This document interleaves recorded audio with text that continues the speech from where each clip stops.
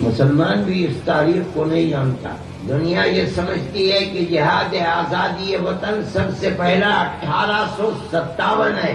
نہیں، سب سے پہلا آزادی وطن کا جہاد بالا کوٹ کے میدان میں سن 1831 کا ہے، جس کے اندر ہندو اور مسلمان سب شہید ہوئے. علماء صادق پور پٹنے کا ایک اب تو محلہ ہے، پہلے دوسری آبادی تھی، وہ لوگ تو واپس نہیں آئے وہاں سے، اور سن 1845 تک مارتے رہے. آج کوئی جانتا بھی نہیں ہے. جو لوگ وہاں سے واپس آ گئے تھے، یہاں آ کر انہوں نے پھر تیاری کی اور مکمل 26 سال تک تیاری کر کے ہندو اور مسلمان کو اکٹھا 1857 میں دوسرا جہاد کیا، جس میں اس مدرسے کی بنیاد رکھنے والے حضرت نانوتوی رحمۃ اللہ علیہ، حضرت مولانا رشید احمد صاحب گنگوہی بھی شریک تھے. مولانا رشید احمد صاحب تو گرفتار ہو گئے اور کسی کو یہ امید نہیں تھی کہ وہ زندہ بچیں گے، پھانسی دے دی جائے گی، مگر اللہ کی حکومت ہے، وہ زندہ بچ گئے.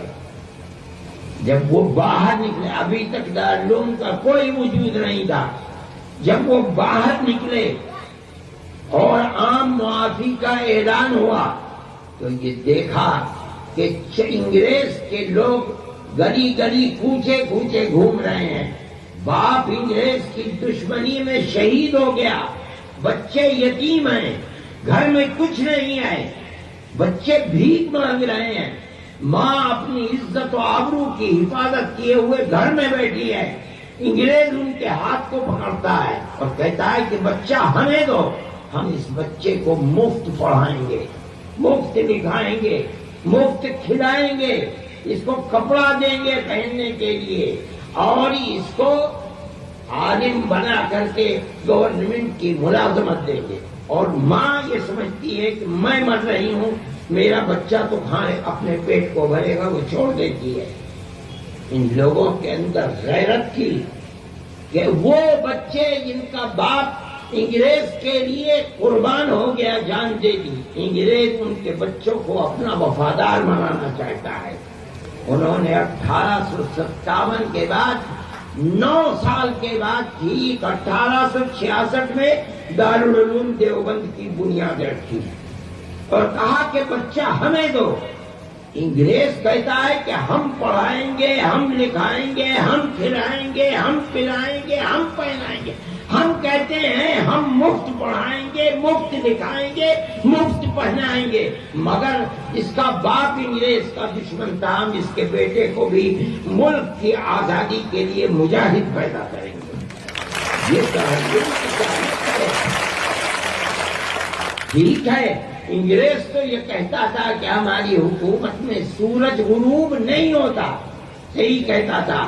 یہ تو فقیر لوگ تھے، ان کے پاس تو کچھ بھی نہیں تھا، یہ تو بوریے پر بیٹھ کر کے اللہ اور اس کی کتاب کا سبق دینے والے تھے. ان کے پاس کیا چیز تھی؟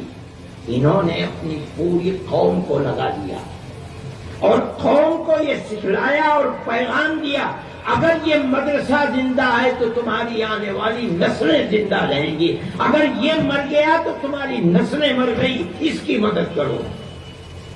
آج 150 سال سے زیادہ ہو گئے، اس ایک دارالعلوم سے دنیا میں ہزاروں دارالعلوم پیدا ہو گئے اور کسی ملک سے ایک پیسے کی مدد نہیں دیتے.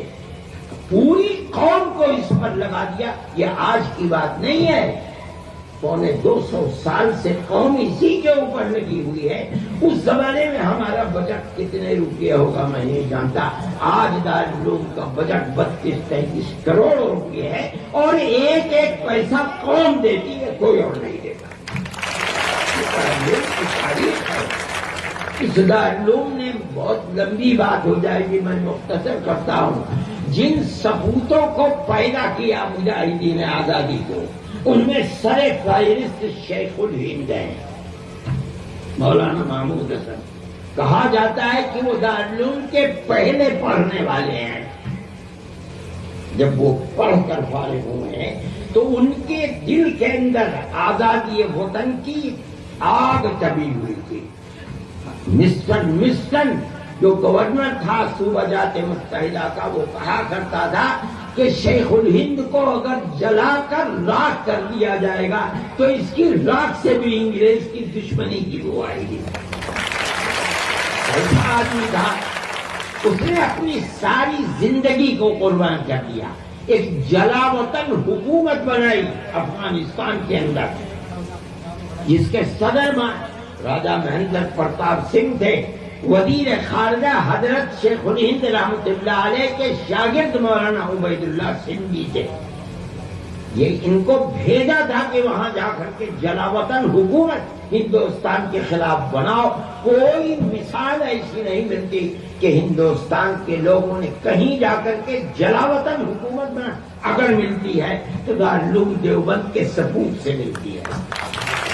یہ دماغ دیا انہوں نے، ان کے اندر آگ کتنی تھی میں آپ کو بتاتا ہوں کہ جب وہ وہاں سے واپس آئے اور 3 سال 7 مہینے کے بعد انگریز کو پتہ چل گیا تھا کہ وہ یہاں سے گئے ہیں سعودی عرب، اس زمانے میں سعودی عرب نہیں تھا، ترکی حکومت تھی، اور مولانا کا پروگرام یہ تھا کہ ترکی حکومت سے مدد لے کر وہ وہیں سے آزاد قبائل میں جائیں گے، افغانستان اور وہاں سے آزاد قبائل۔ اگر انگریز کو پتا تھا، اس نے طائف کے اندر رہتے ہوئے جو وہاں کی حکومت تھی اس سے کہہ کر کے انہیں گرفتار کرا لیا، اور گرفتار کرا کے ان کو وہاں سے پورٹ سعید مصر بھیجا، وہاں تھوڑے دن رکھ کر کے اور ان کے اپنے 4 شاگردوں کے ساتھ ان کو مالٹا بھیج دیا، جہاں انہوں نے 3 سال 7 مہینے قید بہ مشقت گزاری ہے۔ ایک ساتھی حضرت کے شاگرد حکیم نصرت حسین غازی پور کے تھے، وہ وہیں ان کا انتقال ہوا، آج بھی وہیں ان کی قبر ہے۔ اس کے بعد یہ 4 ساتھی واپس آئے۔ میں ڈی ایم صاحب اور ایس ایس پی صاحب سے کہتا ہوں کہ جب جہاز گودی پر آ کر لگا تو ریاست بہاولپور جو آج کل پاکستان میں ہے، اس وقت تو ملک تقسیم نہیں ہوا تھا، سن 1920 میں ریاست بہاولپور کے جو جنرل سیکریٹری تھے یا چیف سیکریٹری کہیے ان کے نواب صاحب کے، ان کا نام تھا سر رحیم بخش۔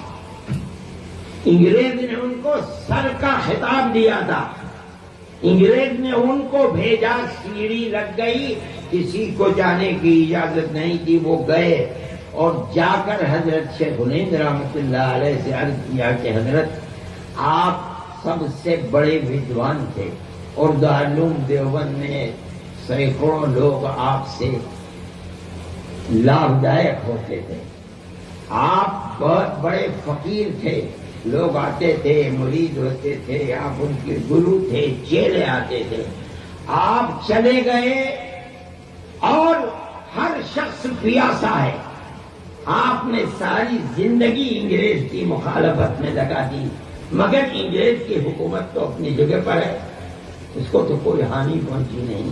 اب ہماری تمنا یہ ہے کہ آپ ایک جگہ بیٹھ جائیے دیوبند میں، بس اپنی اس تحریک کو ختم کر دیجیے تاکہ جو پیاسے ہیں ان کی پیاس تو دور ہو۔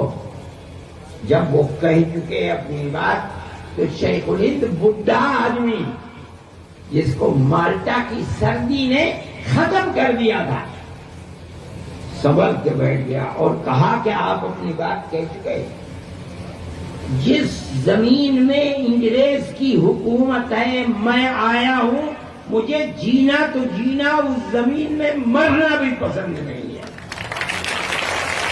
میں تو صرف اس لیے آیا ہوں کہ میں اعلان کروں کہ انگریز کی غلامی حرام ہے۔ اور رحیم بخش صاحب، اگر میرے پیروں میں طاقت نہیں رہی اور میں بوڑھا ہو گیا ہوں تو میں ایک چارپائی پر لیٹ جاؤں گا اور اپنے شاگردوں سے کہوں گا کہ میری چارپائی کو اپنے کاندھوں پر اٹھا کر گاؤں در گاؤں لے چلیں، اور میں اعلان کروں گا انگریز کی غلامی حرام ہے۔ یہ آگ تھی ان لوگوں کے اندر، یہ وہ آگ تھی جس نے اس ملک کو آزاد کیا۔ ان کے شاگردوں کے اندر وہی آگ دبی ہوئی تھی۔ میرے بھائی، میں ڈی ایم صاحب سے کہتا ہوں، اب میری اس بات سے آپ توجہ کریں کہ اسی شیخ الہند کے نام پر اکھلیش حکومت سے کہہ کر ہم نے یہ ہسپتال قائم کرایا تھا، میڈیکل کالج سہارنپور کے اندر، شیخ الہند میڈیکل کالج، مگر نفرت کی سیاست کو آگ لگ جائے کہ اس کالج کو ترقی تو کیا ہوتی، جو وہاں بہترین ڈاکٹر تھے ایک ایک کر کے چن کر کے نکال دیا گیا۔ اور یہ میرے ایم پی صاحب بیٹھے ہیں، یہ میری بات کی تصدیق کریں گے، نہ دوا ملتی ہے نہ ٹیسٹ ہوتا ہے، 10 بجے تالا کھلتا ہے اور دن میں 1:30 بجے بند کر کے بھاگ جاتے ہیں۔ میرے دل میں یہ درد ہے کہ ایسا وطن کا سپوت جس نے اپنی جان کو قربان کر دیا وطن کے لیے اور اپنے شاگردوں کی ایک جماعت بنا لی، جب تک آزادی یہ وطن نہیں ہوئی اس وقت تک بیٹھے نہیں۔ آج اس کے نام کے اوپر جو میڈیکل کالج تھا اس کی جیسی درگت بنی ہوئی ہے، لوگ جانتے نہیں کہ وہ آدمی تھا کیسا۔ آپ کو اس میں مدد کرنی چاہیے۔ ایسے سپوت کے نام پر میں کہتا ہوں، اگر کسی دوسرے کے نام کے اوپر یہ کالج ہوتا تو یہ بات نہ ہوتی جو آج اس کے ساتھ ہو رہی ہے۔ شیخ الہند کے نام کے لیے یہ کالج کچھ بھی نہیں ہے، دارالعلوم، اور ساری دنیا کے اندر ہزاروں مدرسے، 10,000 مدرسے، میں کہتا ہوں 50,000 مکتب اور مدرسے وہ شیخ الہند کو زندہ رکھنے کے لیے کافی ہیں۔ صرف اس لیے کہ وہ لوگ جنہوں نے ملک کو آزادی دلائی ہے اپنے آپ کو قربان کر کے، ان لوگوں کے نام کے ساتھ اس قدر میں سمجھتا ہوں کہ لوگ تاریخ کو جانتے نہیں ہیں۔ اس میں آپ کو مدد کرنی چاہیے۔ شیخ الہند نے اپنے جانے سے پہلے اپنے شاگردوں کی ایک لائن لگا دی۔ حضرت مولانا مفتی کفایت اللہ صاحب شیخ الہند کے شاگرد ہیں، حضرت مولانا حسین احمد مدنی شیخ الہند کے شاگرد ہیں، عبید اللہ سندھی شیخ الہند کے شاگرد ہیں، جن کے دلوں میں آگ تھی، افغانستان، روس، ترکی اور کہاں کہاں ہو کر کے جہاں گئے وہاں انقلاب پیدا کیا۔ جمعیت علماء کا وجود انہی کے دم سے، سب سے پہلے صدر جمعیت علماء کے مستقل حضرت شیخ الہند جب وہاں سے واپس تشریف لائے 1920 میں، تو دلی کے اندر جو اجلاس ہوا اس میں حضرت شیخ الہند کو صدر بنایا گیا، اور اس کے صدر وہی تھے اسی جلسے کے، لیکن 12 دن کے بعد ان کا انتقال ہو گیا۔ میں یہ کہتا ہوں کہ یہ دارالعلوم کی تاریخ ہے۔ مولانا عبد الرحمان سوہائی، مولانا بشیر بھٹا، مولانا حسین احمد مدنی، یہ وہ لوگ تھے اور فقیر لوگ تھے۔ میں کہتا ہوں شیخ الہند اتنا بڑا لیڈر، اور مولانا ابوالکلام آزاد یہاں آ رہے ہیں ان کی زندگی کے اندر، صلاحت کے گاندھی وہ آ رہے ہیں، گاندھی جی آ رہے ہیں، بیٹھ رہے ہیں۔ انہوں نے آ کر کے اپنے آپ کو فقیر بنا کر کے رکھا۔ آج ان کی قبریں جا کر کے دیکھو، ان کے خاندان کے اندر اگر اینٹ گر جاتی ہے تو اس اینٹ کو رکھنے کی طاقت نہیں ہے۔ آج جو لوگ سیاست میں 40 کروڑ میں بک رہے ہیں، پارلیمنٹ کے ممبر 1 ارب میں بک رہے ہیں، یہ وہ فقیر تھے جو چلے گئے اور کچھ لے کر کے نہیں گئے۔ تو ملک پر قربانی ان کا اپنا جذبہ تھا۔ ان کے جو شاگرد رہے مفتی کفایت اللہ کا مکان بھی نہیں ہے، حضرت مدنی کچھ بھی نہیں ہے چھوڑ کر کے گئے۔ جو بچوں کو وراثت ملی تھی وہ 150-160 روپئے وراثت کے اندر بچوں کو، بچیوں کی وراثت کیا تھا، کچھ نہیں لے کر کے گئے۔ ان کی زندگی فقر و تنگدستی کی زندگی، مگر آج ملک کے اندر اس کی کوئی قدر و قیمت نہیں ہے۔ آزادی وطن کے لیے کیا کیا لوگوں نے، کچھ نہیں۔ میں کہتا ہوں دارالعلوم کی وطن ان لوگوں کی یادگار ہے، انہوں نے دارالعلوم، آج تک دارالعلوم اپنی اسی روش پر چل رہا ہے۔ صحیح ہے اس طرح کے لوگ نہیں ہیں، لیکن دارالعلوم کے بے شمار لاکھوں آدمی ساری دنیا کے اندر ہیں اور وہ دارالعلوم کی مدد کرتے ہیں۔ آدمی اپنا فرض سمجھتا ہے کہ ہم دارالعلوم کی مدد کریں، اس لیے کہ پورے 200 سال سے دارالعلوم نے وہ قربانیاں دی ہیں کہ جو کسی دوسرے کے اندر قربانی، یہ ہماری مادر علمی ہے۔ یہ دارالعلوم کی ایک بڑی مختصر سی تاریخ ہے اور اسی تاریخ کے ساتھ دارالعلوم زندہ ہے۔ ملک آزاد ہوا، ملک کی آزادی کے بعد ان لوگوں نے ملک کی اس اقتدار میں ایک رائی کے دانے کے برابر حصہ نہیں لیا۔ جس طرح سونے والا ایک کروٹ پر ہوتا ہے اس کے بعد دوسری کروٹ لے لیتا ہے، اسی طرح ان کا حال تھا۔ ملک آزاد ہوا، رات اور دن ملک کی آزادی کے لیے قربانی دے رہے تھے۔ جیسے آزاد ہوا اعلان کر دیا کہ آج سے ہماری جماعت جمعیت علماء ہند خالص مذہبی جماعت ہے، ہمیں اقتدار میں شرکت کی کوئی ہوس نہیں ہے۔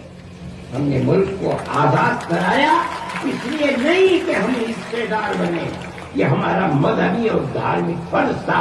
ہم غلامی کو لعنت سمجھتے تھے، ہم نے ملک کو آزاد کیا، ہم کامیاب ہو گئے۔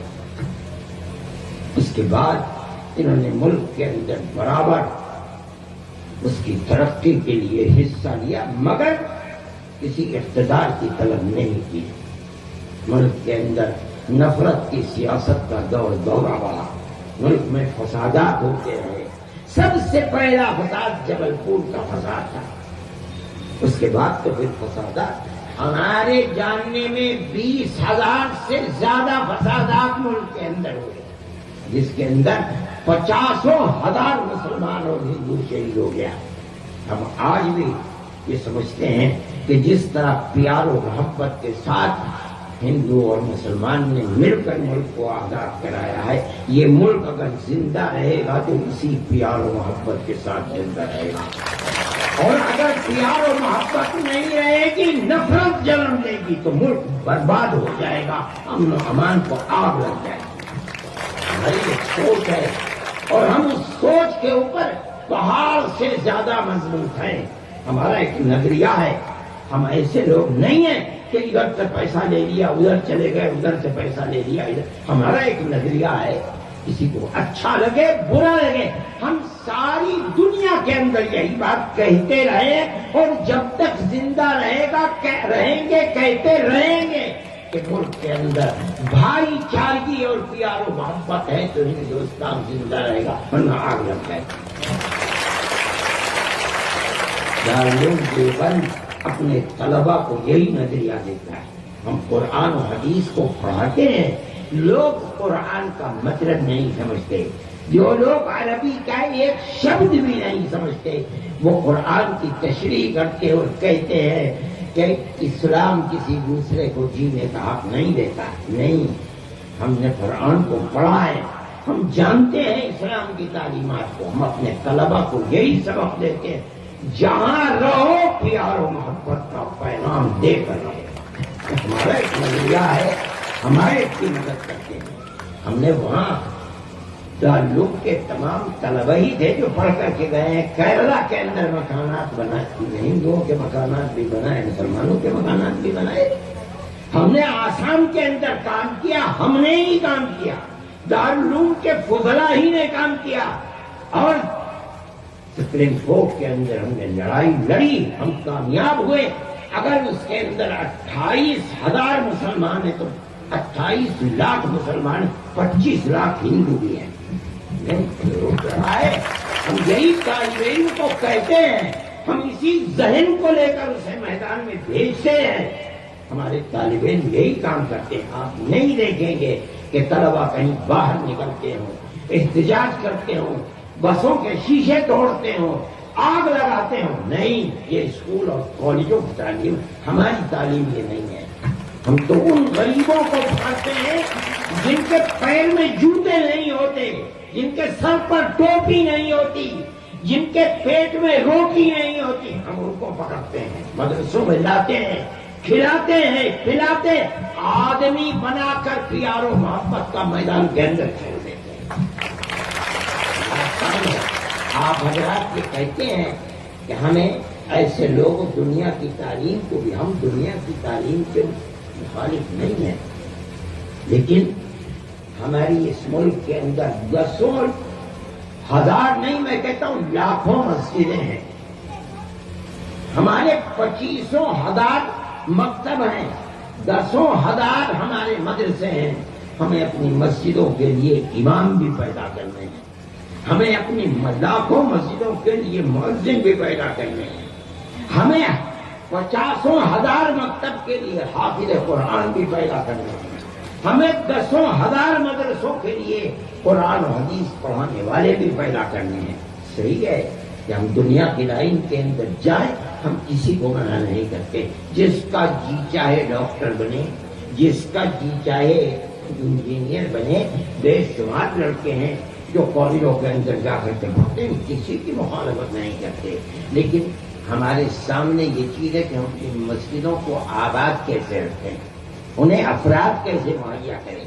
پھر بھی آپ یہ کہتے ہیں ہم نے ایک پروگرام بنایا ہے اور ہم اس پروگرام کو دائیں بائیں سے ہر طرف سے دیکھ رہے ہیں، اگر ہمیں کامیابی ہوئی تو ہم اس سلسلے کے اندر دنیا کی تعلیم کو بھی اس کے اندر داخل کریں گے۔ یہ ہمارے آنے والے دنوں کے اندر پروگرام ہے، کیا ہوتا ہے اور ہم اس میں کامیاب ہوتے ہیں یا نہیں ہوتے ہیں، ہم اس چیز کو دیکھ رہے ہیں۔ ہمارے بچے ڈاکٹر بھی ہیں، بہت انجینئر بھی ہیں، اور جیسے کہا تھا آئی ایس کی انہوں نے امتحانات دے کر کامیابیاں بھی حاصل کی ہیں، ایسا نہیں ہے کہ ہم جدید تعلیم کے مخالف نہیں ہیں، لیکن ہمارے سامنے مجبوریاں ہیں، ہم اس مجبوری کی بنیاد پر ایسے افراد کو پیدا کرنا ہمارے لیے ضروری ہے کہ جو پوری دنیا کے اندر مدرسے ہیں، ان کے لیے ہم افراد کہاں سے لے کر کے آئے۔ ہمارے خدرا سوئٹزرلینڈ کے اندر بھی بیٹھے ہوئے ہیں، امریکہ میں بھی بیٹھے ہوئے ہیں، برطانیہ کے اندر بھی بیٹھے ہوئے ہیں، ساؤتھ افریقہ میں بھی بیٹھے ہوئے ہیں۔ میں گیا ہوں زامبیا وغیرہ کے اندر، ان جنگلات میں جہاں آدمی ڈرتا ہے، دارالعلوم اور دارالعلوم سے ملحق درسگاہوں کے مدرسوں کے طلبا وہاں بیٹھے ہوئے ہیں اور اسلام کی خدمت کر رہے ہیں۔ یہ ہماری ایک ضرورت ہے، ہم اس ضرورت کو پورا نہیں کریں گے کہ اس کا مطلب ہے کہ ہم اپنے پیروں کے نیچے سے زمین نکال دیں گے۔ اس لیے ہمارا ایک نظریہ ہے، ہم اس نظریے کے اوپر چل رہے ہیں، ہمیں دنیا کی تعلیم سے کوئی اختلاف نہیں ہے۔ میں یہ سمجھتا ہوں کہ میں نے جو بھی تاریخ ذکر کی ہے وہ تاریخ بڑی مختصر سی تاریخ ہے، اس لیے کہ میں جانتا ہوں کہ 12:30 بج گئے ہیں، ان حضرات کو اور بھی جانا ہوگا۔ میں یہ کہتا ہوں کہ دارالعلوم کے اندر جھنڈا لہرانے کی یہ چیز کوئی آج ہی نہیں ہے، پہلے بھی ہوتا تھا، واقعی ایک پروگرام برض اولاد کے اوپر مستقل ہوتا تھا، طلباء اور اساتذہ کا دارالعلوم کی طرف سے پچھلے سال بھی کہا گیا تھا کہ میں یہاں اس طریقے کا پروگرام دارالعلوم کے احاطے میں کروں، لیکن میں نہیں کر سکا، اس لیے کہ میں پروگرام دوسری جگہ دیکھ پاتا۔ مجھے آج کے اس جھنڈے کے لہرانے پر یاد آیا کہ جب ڈاکٹر راجندر پرساد آئے تھے تو اسٹیج کے پاس جھنڈا لگایا گیا تھا اور انہوں نے اپنے ہاتھ سے اس جھنڈے کو لہرایا اور یہ گانا بھی ہوا تھا، اور مولانا عبدالرحمان صاحب کے الفاظ میری کان میں ہیں۔ اس کے بعد مولانا تحریر فرمایا اب اس پروگرام کے بعد باضابطہ جلسے کا افتتاح ہوتی ہے اور اس کے بعد پھر قرأت کر کے جلسے کی ابتدا ہوئی تھی۔ یہ میری آنکھوں دیکھی چیز ہے کہ یہ کوئی نئی چیز نہیں ہے اور نہ ہی اس کے اندر کچھ کلمات شرک ہے۔ جب تک مفتی حضرات نے فتویٰ جواز کا نہیں کیا تب تک کوئی چیز نہیں ہوئی ہے، اس لیے آپ حضرات اس سلسلے کے اندر کوئی اجنبیت نہ محسوس کریں۔ دارالعلوم سب سے بڑا مستحق ہے کہ وہ آزادی وطن کے سلسلے میں تقریب منائے اور تقریب منائی جاتی رہی ہے، اس لیے یہ کوئی نئی بات نہیں ہے۔ آج ہمارے محترم ڈی ایم صاحب کے ہاتھوں ہوئی ہے، میں ان کا شکریہ ادا کرتا ہوں کہ آپ آئے اور میں نے جو باتیں کہی ہیں میں کہتا ہوں کہ آپ اس کے لیے مددگار بالکل بالکل آپ کی بات، بہت بہت شکریہ۔ میں آپ حضرات سے اجازت چاہتا ہوں، ان حضرات کو بھی جانا ہے، بہت بہت شکریہ۔ دعا کر دیجئے کہ اللہ ہمارے ملک کے سب بسنے والوں کے دلوں میں پیار و محبت کو پیدا فرمائے، اللہ نفرت کی سیاست کو ختم فرما دے۔ جس طرح ہم سینکڑوں نہیں ہزاروں سال سے گاؤں در گاؤں آپس میں پیار و محبت کے ساتھ رہتے چلے آئے ہیں، اللہ ہماری اس پرانی تاریخ کو زندہ فرما دے، پیار و محبت کو پیدا فرما دے اور الفت کو پیدا فرمائے، اور جو لوگ نفرت کی سیاست کر رہے ہیں اللہ انہیں خائب و خاطر فرمائے، ان کو راہ راست پر اور سیدھے راستے پر لائے، پیار و محبت کے لیے کام کرنے کی توفیق عطا فرمائے، اور ہمارے ملک کی پرانی تاریخ کو زندہ و جاوید فرمائے، اور سب کو گاؤں در گاؤں پیار و محبت کے ساتھ زندگی بسر کرنے کی توفیق اور اوسط عطا فرمائے۔ اللہ جانلوم کی بھی حفاظت فرمائے، اور جہاں بھی قوم اور وطن کے لیے جو بھی کام ہو رہا ہے اللہ اس کی حفاظت فرمائے، خیر و برکت عطا فرمائے، سب حاضرین کو ان کے جائز مقاصد کے اندر اللہ کامیابی عطا فرمائے۔ وصلی اللہ تعالی علی خیر خلقہ سیدنا محمد وعلی آلہ وصحبہ